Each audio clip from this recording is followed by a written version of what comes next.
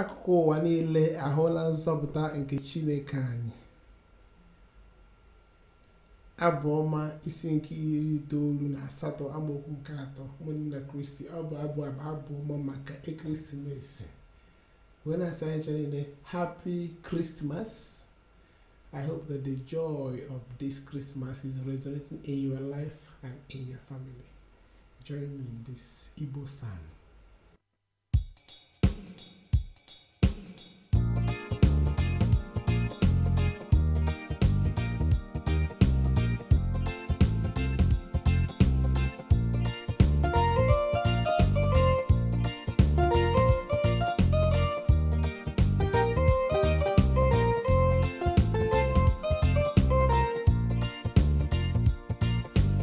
Akụkụ ụwa niile